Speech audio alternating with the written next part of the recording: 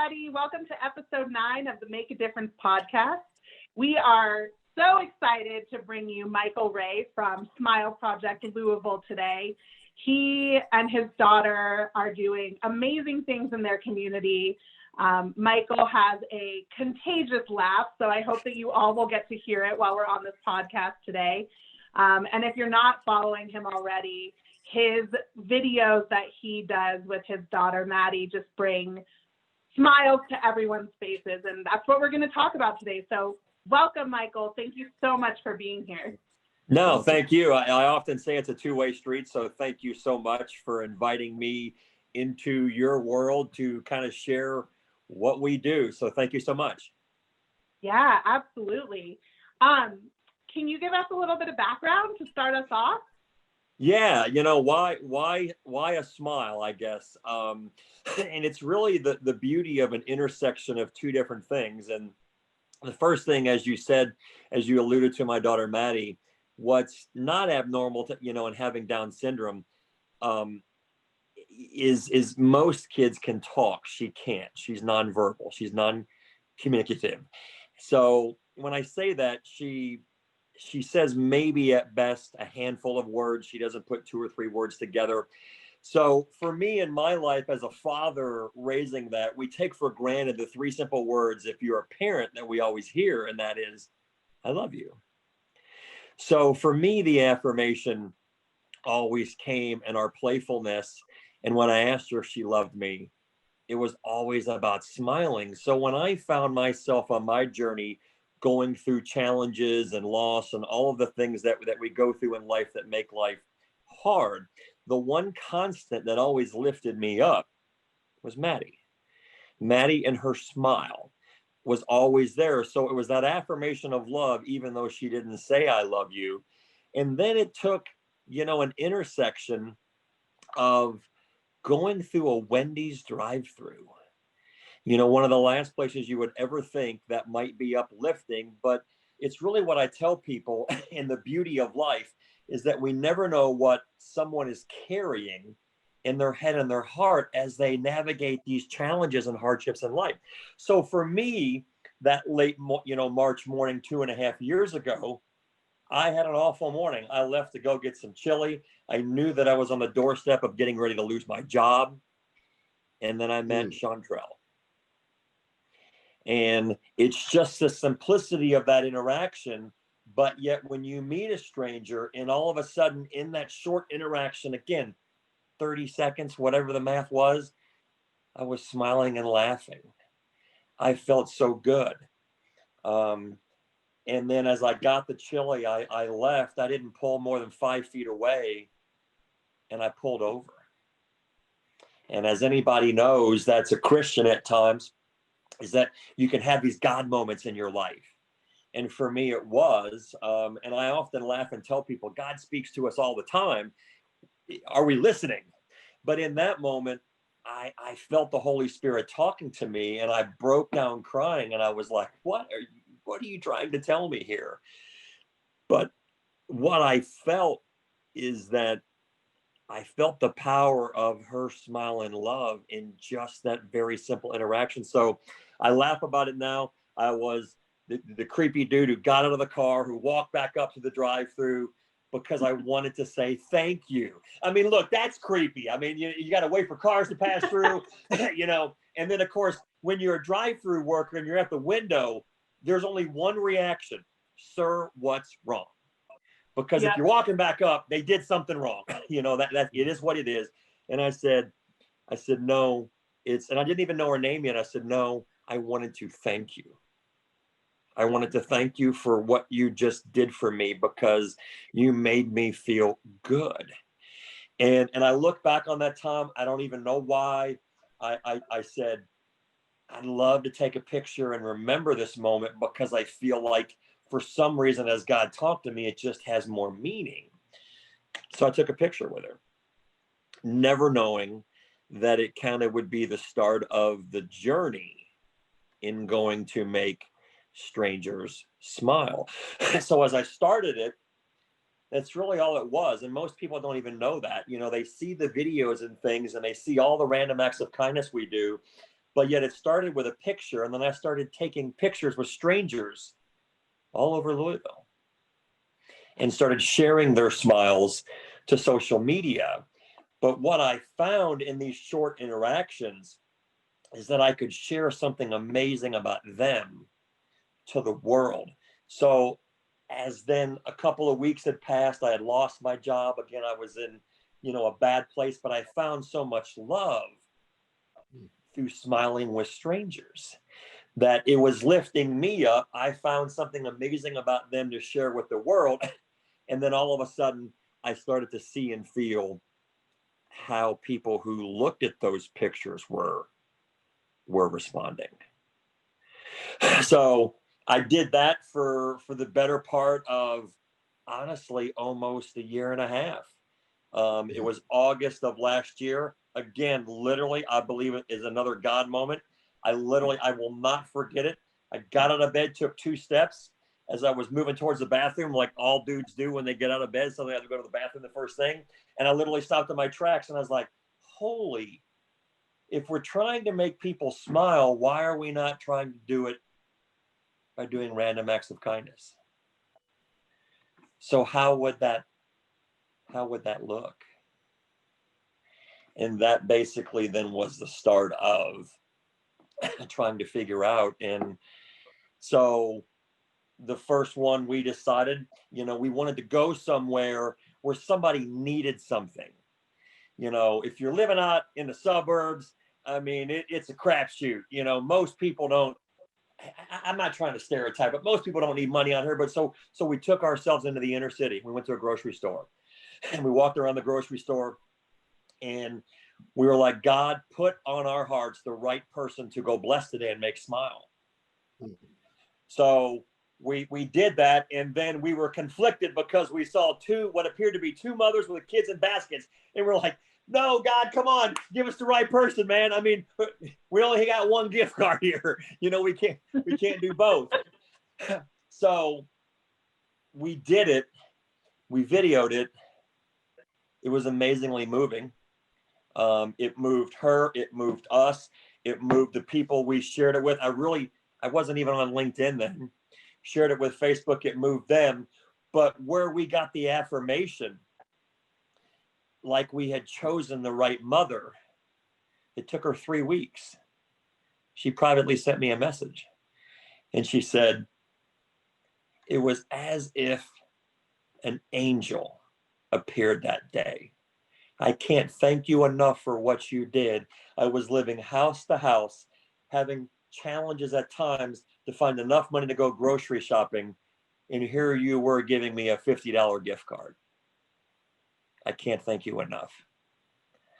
So it was like, all right, we're on to something. And then in these moments, early on, we were very intentional like that. So the next few we did, we put ourselves in a situation really to try to touch people who needed it. The second one, we went down to, I don't even know the name of the agency, but they help single mothers. And we're like, what a better place to go to find somebody that's got some need. We did that one, blew us away again. So as we started sharing more to social media, then all of a sudden people started reaching out going, how do I get involved? How do you find who you're doing? What if I told you somebody that had some challenges in life and they just needed a breath of fresh air, to feel loved, to smile? And that's the direction it started going. And then, of course, so on the side, the only videos that I really had ever done was with Maddie. And when I say with Maddie, it wasn't random acts of kindness. It was just her and I being playful and just trying to impress upon people things that I had learned from a daughter with special needs. And then I started taking her on doing these random acts of kindness, and showing people how much love that my daughter offers the world. And it truly was about a year ago is where my journey started on LinkedIn, because again, I had a presence, a large presence locally on Facebook. A couple of news stories had been done. And then that's when people were pushing me to start sharing this on LinkedIn. And then, what was this amazing little local project has turned into where there's eyeballs all over the country and all over the world that watch what we do. And it fundamentally really comes down to one thing. And what I try, as you mentioned, what I try to recreate is what Chantrell gave me.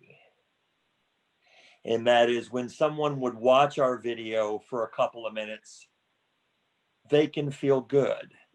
They can smile. They can forget about life. They can believe in good. They can believe in love, in that simple moment,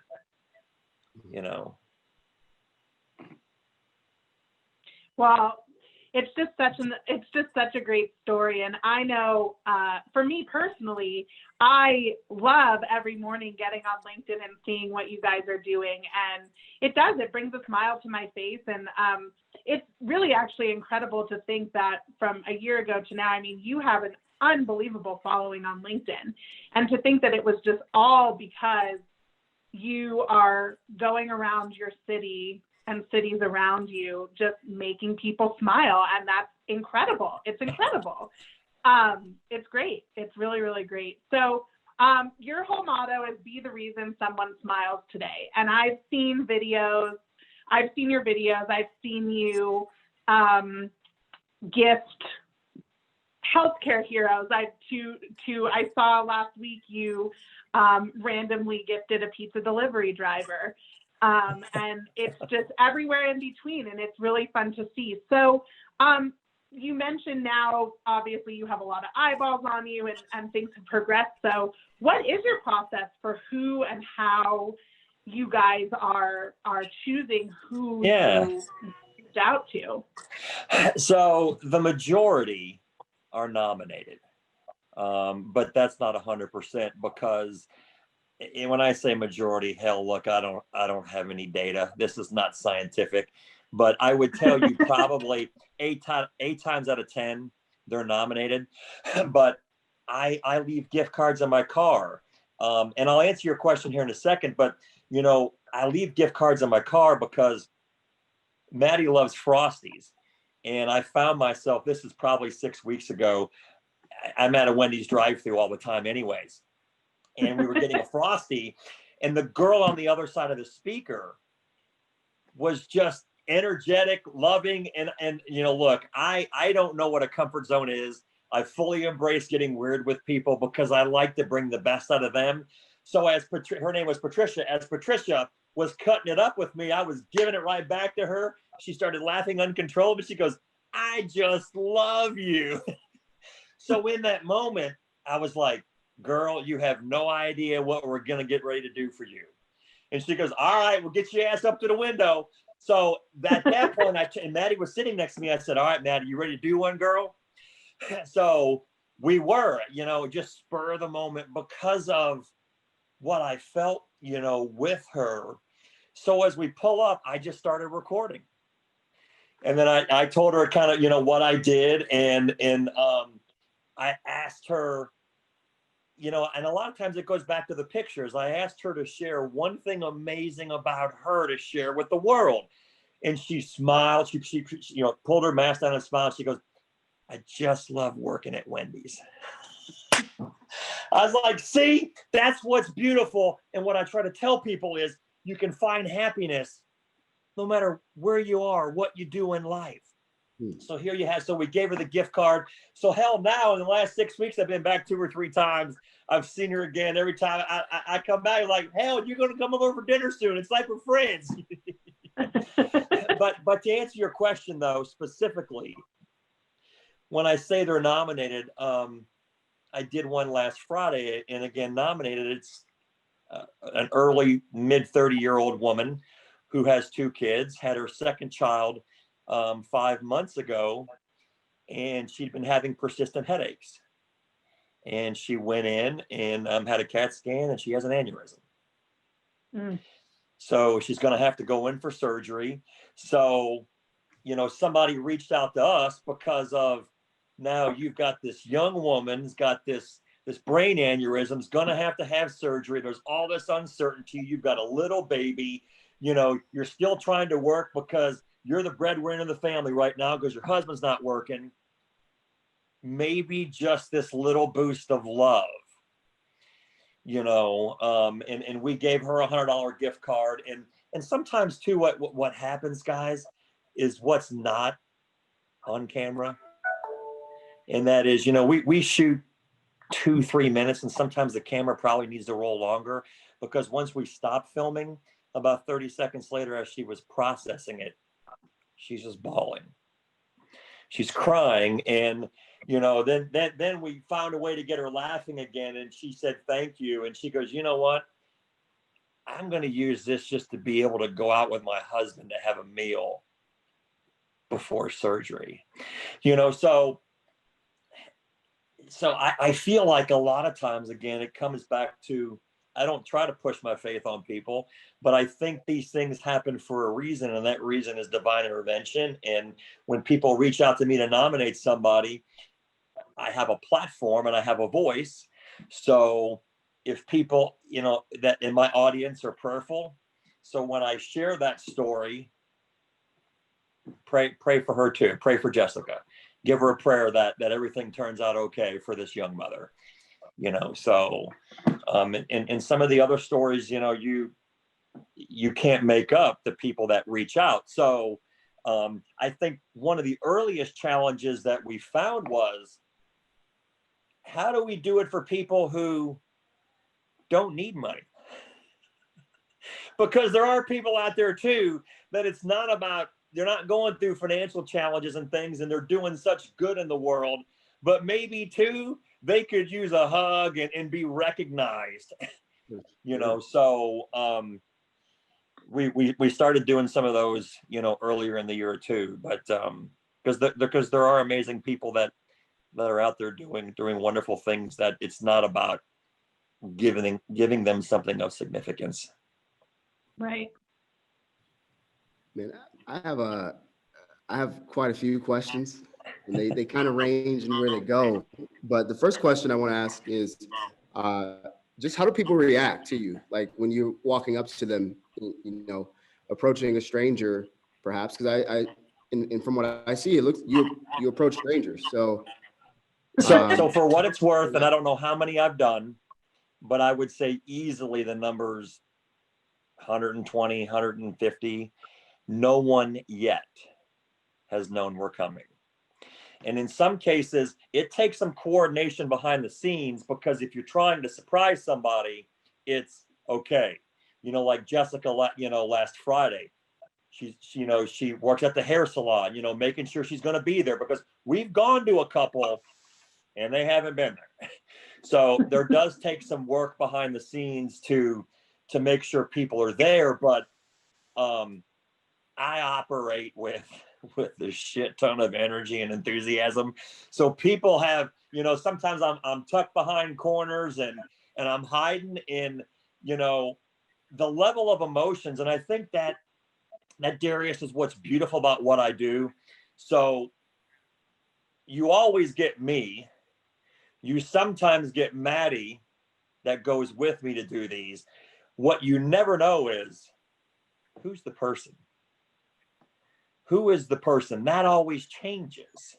So when people, I think, are moved and enjoy what we do, it's because they love Maddie and I, but they also love seeing that other component, because they don't know who that variable is. But the level of reactions, man, laughing, smiling, crying during it. I even had an amazing moment. This one, I'll never forget. This is the ability to step out of the comfort zone. This was last December, and I was walking out of Kroger's, which is a local grocery store here, and I saw these two black ladies, and I wanted to do something. So I couldn't decide. I was carrying my bags, and I thought about taking a picture, and I vividly remember going, oh man, my camera's in the back. How am I going to move bags around a thing? So I literally moved the bags, and again, I go back, I do think a lot of times, and I say usually one or two really quick prayers. I didn't in this moment when I do these things because I only get one take. And I often say when I'm being videoed, I don't know what I'm going to say. I just ask God for the right words to come out of my mouth in these situations. So, but again, going back to Kroger's, I walked up to these two ladies. I put my arm around one. Now imagine a white dude putting his arm around a black lady, a stranger, and I looked her right in the eyes and I smiled and I said, "When's the last time a white man put his arm around you?" And she looked up at me and she laughed and she goes, "Actually, never. It's about damn time." And then her friend right next to me goes, "And man, he smells good too." And you know what? Of course, it was before COVID. I literally gave fist bumps to both of them. I said, "God bless you." And I just, as I walked away, I said, "Just know how much you are loved."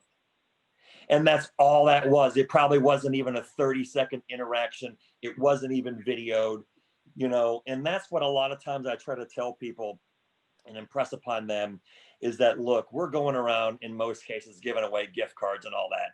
It's just this pay it forward movement. But when it comes to telling people and showing them love and smiling and doing acts of kindness, it's what we do. It's free. It's how Sean Trell at a Wendy's drive-thru made me feel good and was kind to me. It didn't cost anything. It's no different than, again, Patricia making me feel good and just laughing. That's just full of life, Yeah, for sure. I want to go a little bit more personal to you. Just tell us a little bit, and the listeners, being the father of Maddie, how has that impacted your relationship with God?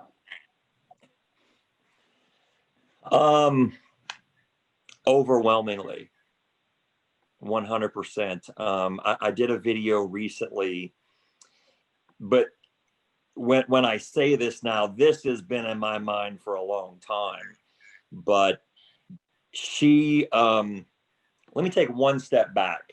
So if you're a Christian, what are we all obtaining to do on some level? I think that is to get upstairs. We want to go to heaven. If you have that faith and love of Christ, you want to live in eternity with him.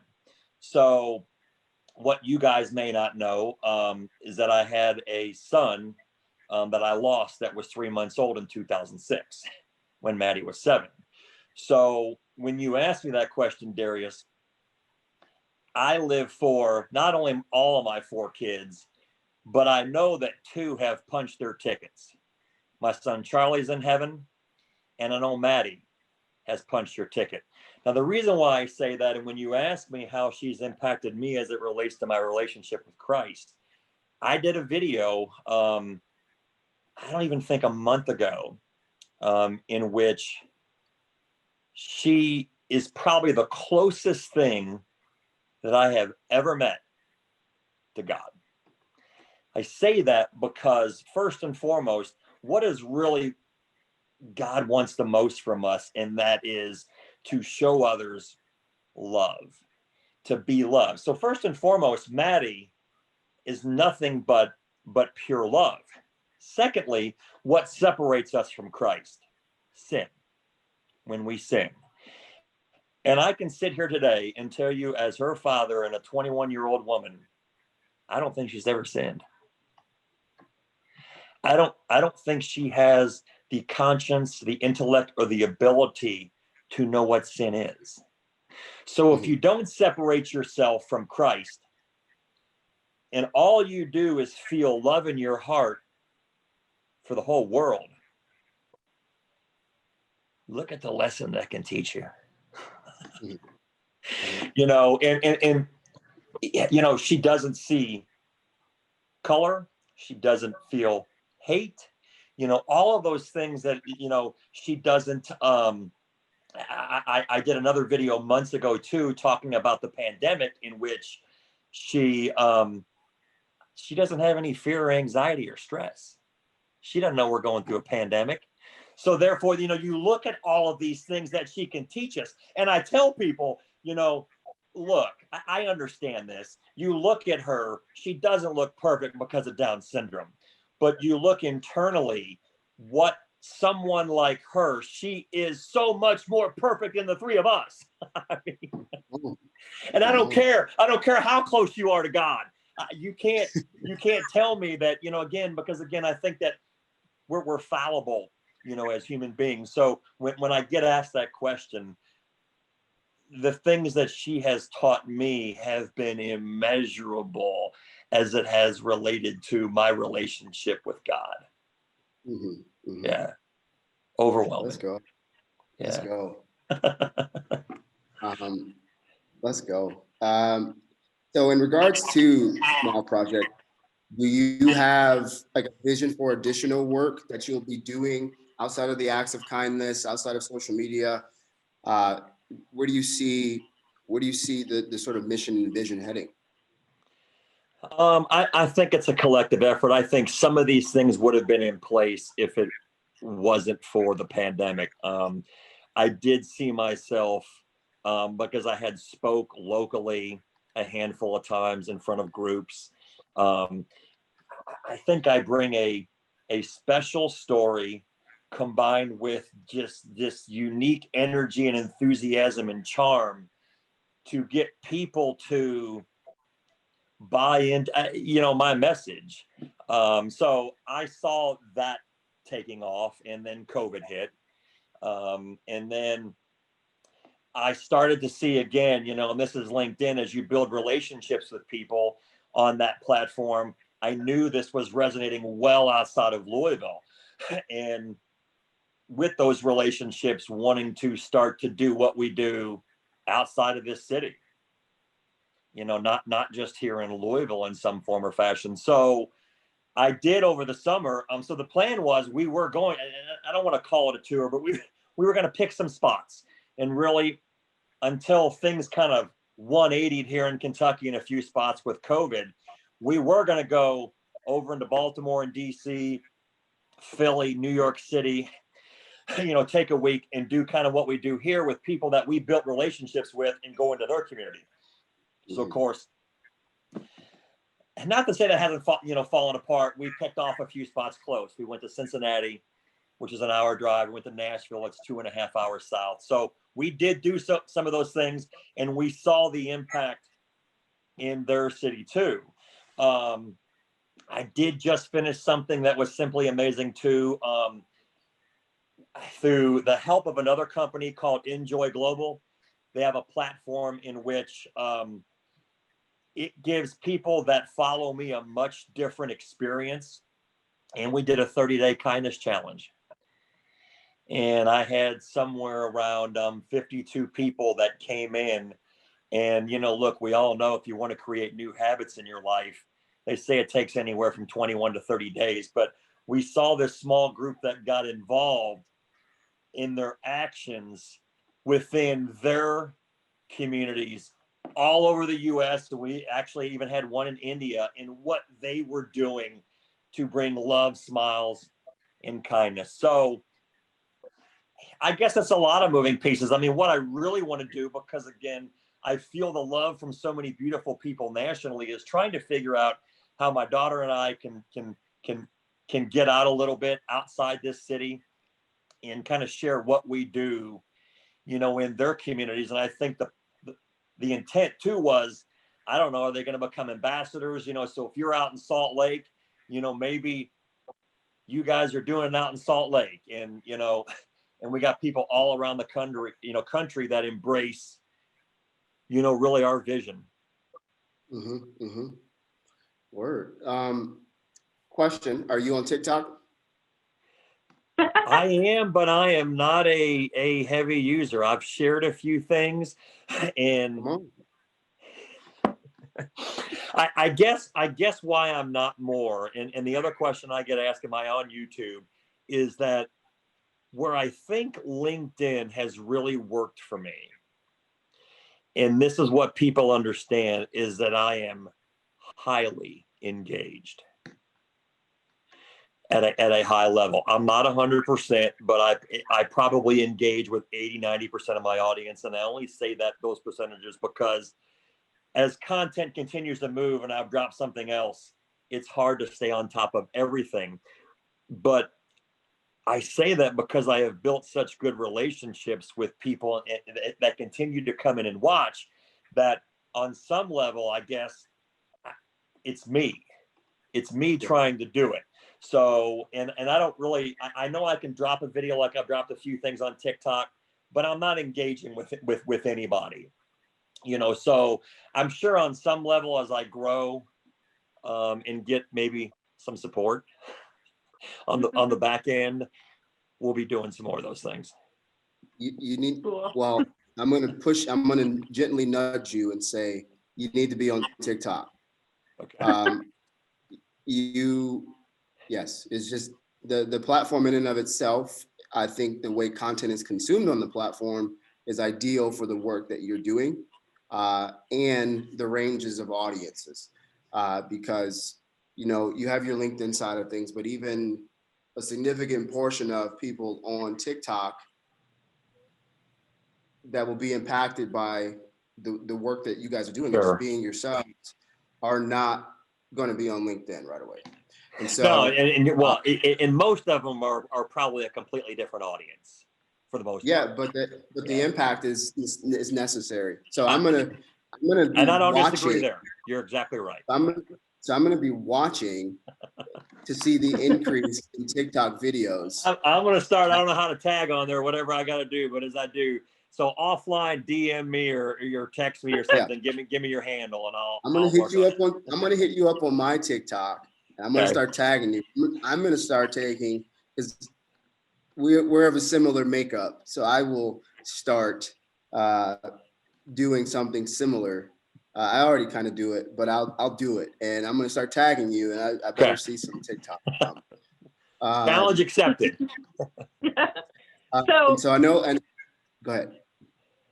Nope, I'm gonna move a completely different direction. So if we need to continue to talk about TikTok, let's do it now.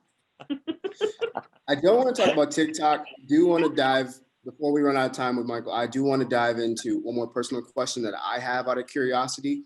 But we can save it. We can save it to after your question, Farra. Okay.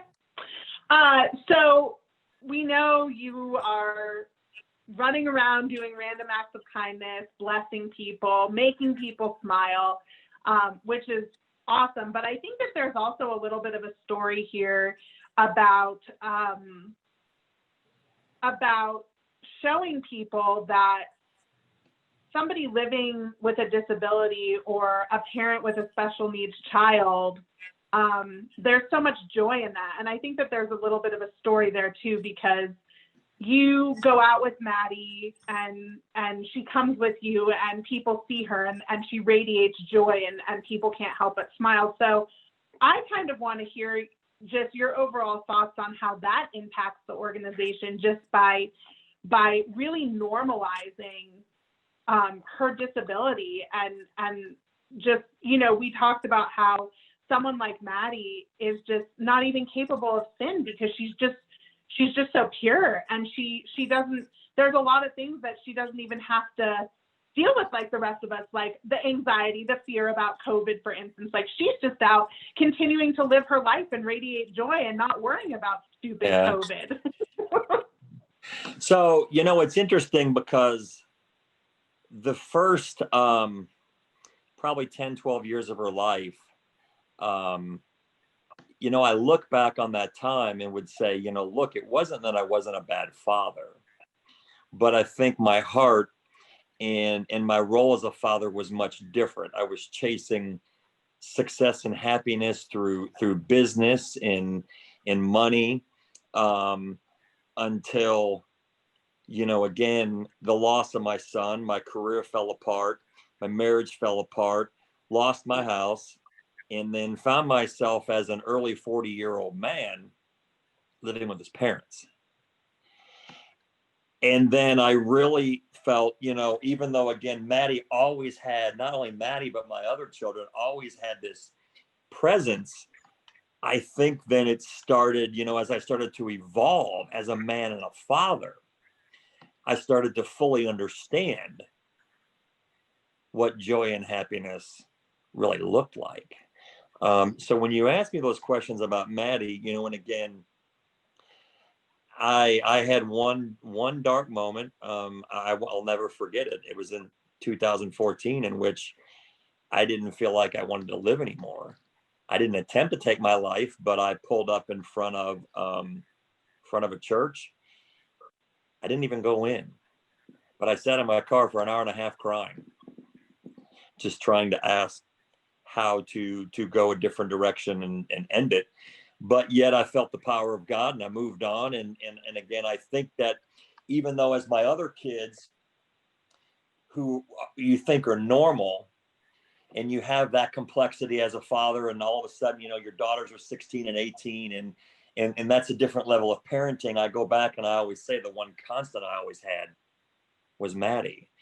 And it really probably came full circle for me in 2016, because I had memories of the day in which she was born.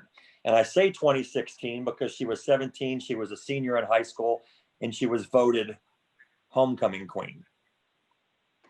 So I think where it came full circle for me when you asked that question is because I vividly remember breaking down in a hospital room trying to understand what life was now going to be like raising a child with Down syndrome.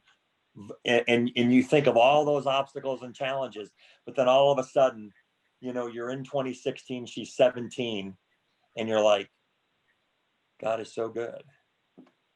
This is what it's meant to be.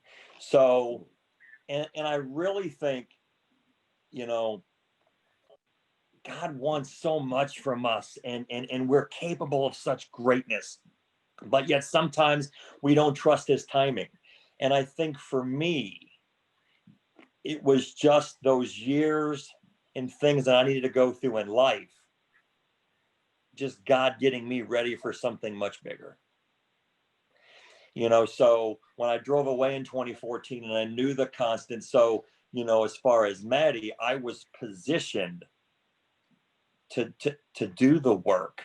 And thankfully, this is the last thing I'll add about this. And I think what impresses a lot of women, and when I say women, I mean women that are parents of special needs kids, is they love it's a father.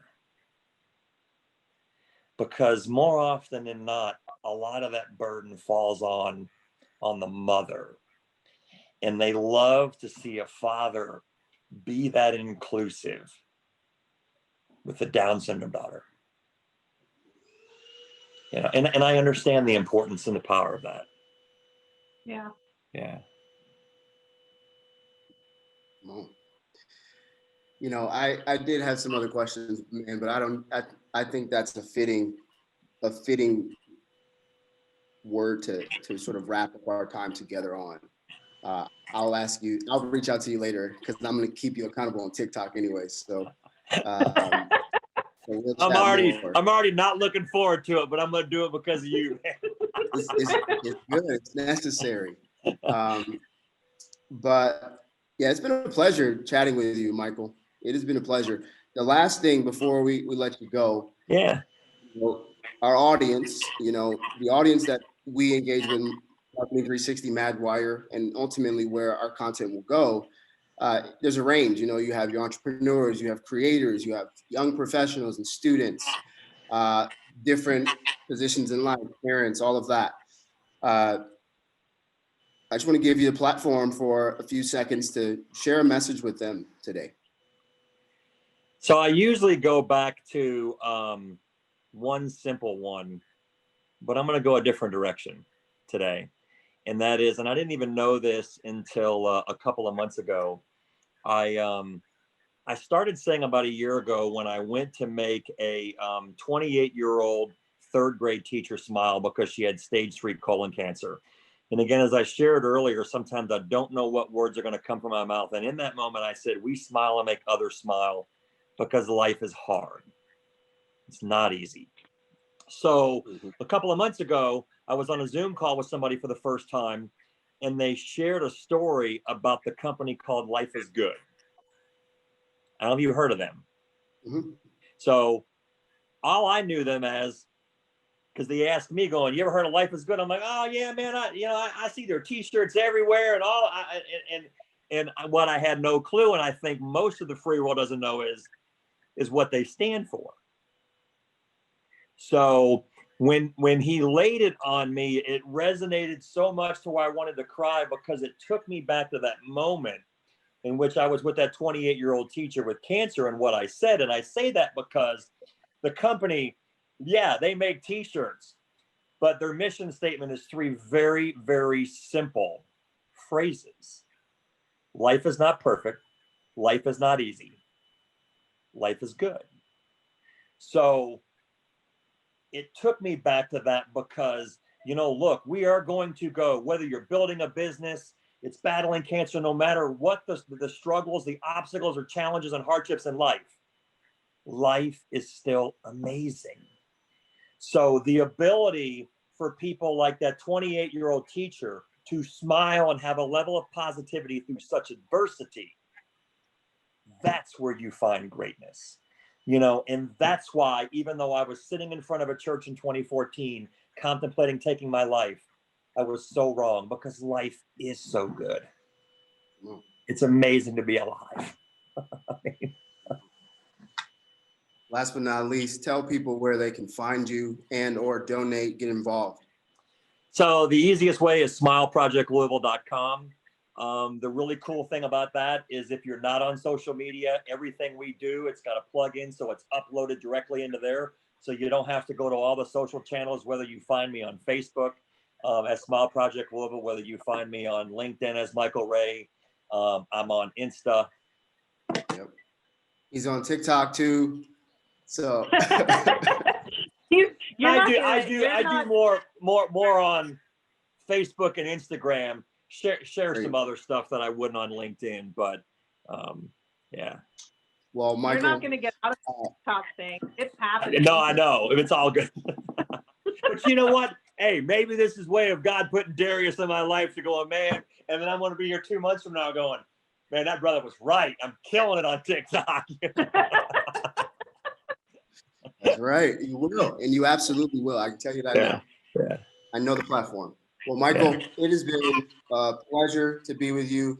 Farra and I have been blessed by being with you for these minutes of time. And this has been a fantastic episode of the Make a Difference. Guys, go out there and make a difference in the most simple ways you can, just like Michael and Maddie are doing. Have a great day. Hey, God bless, guys. Thank you.